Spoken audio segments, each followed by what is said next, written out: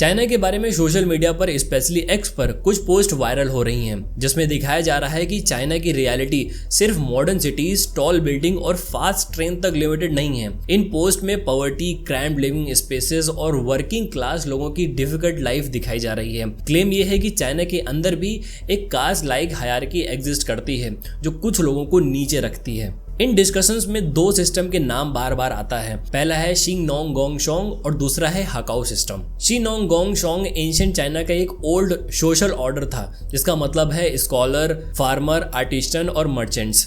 इनमें स्कॉलर यानी educated official सबसे ऊपर माने जाते थे। फार्मर्स को भी इंपॉर्टेंट माना जाता था क्योंकि वो फूड प्रोड्यूस करते थे। आर्टिसन स्किल्ड वर्कर थे और मर्चेंट्स को अक्सर नीचे रखा जाता था क्योंकि उन्हें प्रॉफिट सीकिंग समझा जाता था। लेकिन इंपॉर्टेंट बात यह है कि इंडियन कास्ट सिस्टम जैसा एग्जैक्ट हेरिडेटरी सिस्टम नहीं था। चाइनीज ऑफिशियल व्यू के मुताबिक ये ज्यादातर ऑक्यूपेशन बेस्ड ऑर्डर था, यानी लोगों के काम के बेसिस पे क्लासिफिकेशन। इनमें कुछ लेवल पर मोबिलिटी भी पॉसिबल थी, मतलब कभी कभी लोग ऑक्यूपेशन चेंज कर सकते थे। फिर भी एंशिएंट चाइनीज सोसाइटी में हायरार्की स्ट्रॉन्ग थी और कंफ्यूजन फिलॉसफी में सोशल ऑर्डर और सुपीरियर इंफीरियर रिलेशन को इंपॉर्टेंस दी जाती थी। इस सिस्टम के नीचे एक और ग्रुप था जिसे जियामिन्स या बेस पीपल कहा जाता था। ये लोग सोसाइटी के सबसे लोअर लीगल और सोशल पोजीशन में थे। इनमें से कुछ मीनियल वर्कर्स, एंटरटेनर और प्रोस्टिट्यूशन से रिलेटेड लोग थे।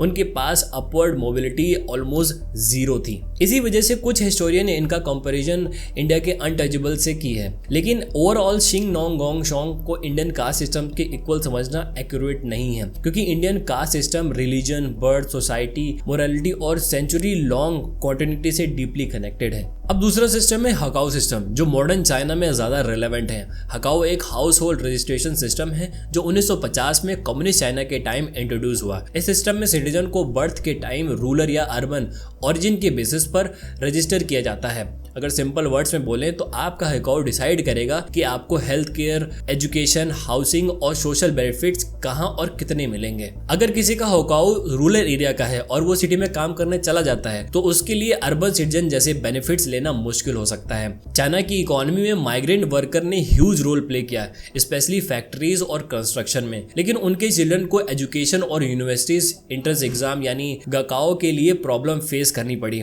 कई केसेस में स्टूडेंट को अपने हकाओ होम टाउन वापस जाना पड़ता है एग्जाम देने के लिए। बीजिंग और शंघाई जैसे सिटीज के लिए स्टूडेंट को एडवांटेज होता है क्योंकि वहां टॉप यूनिवर्सिटीज और लोकल कोटा ज्यादा फेवरेबल हो सकते हैं। हकाओ सिस्टम का पर्पस ओरिजिनली प्लांट इकोनॉमी को सपोर्ट करना था, सिटीज को इंडस्ट्री के लिए डेवलप करना और रूरल पॉपुलेशन को एग्रीकल्चर के लिए टाइड रखना था। लेकिन इकोनॉमिक रिफॉर्म के बाद चाइना को चीप माइग्रेंट वर्कर की जरूरत पड़ी, इसलिए रूरल एरियाज के जो वर्कर्स थे वो सिटीज में आए। चाइना की अर्बनाइजेशन बहुत ज्यादा फास्ट हो गई, लेकिन हकाओ बेरियर की वजह से million of migrant workers fully urban benefits enjoy नहीं कर पाए। चाइना ने 2014 के बाद हकाओ रिफॉर्म्स स्टार्ट की हैं और रिसेंट गवर्नमेंट गाइडलाइंस भी दी हैं कि पब्लिक सर्विस लोगों के उनके एक्चुअल रेजिडेंट के बेसिस पर मिलनी चाहिए, सिर्फ हकाओ रजिस्ट्रेशन के बेसिस पर नहीं। लेकिन सिस्टम का इम्पैक्ट अभी कंप्लीटली खत्म नहीं हुआ है। दोस्तों, फाइनल मैसेज यही है कि एंशिएंट शिंगनोंगगोंगशोंग चाइना की एक ऑक्यूपेशनल हायरार्की सिस्टम था, लेकिन वो इंडियन कास्ट सिस्टम जैसा एग्जैक्ट हेरिडिटरी सिस्टम नहीं था। On the other hand hukou system modern China में एक रियल लाइफ इनइक्वालिटी क्रिएट करता है,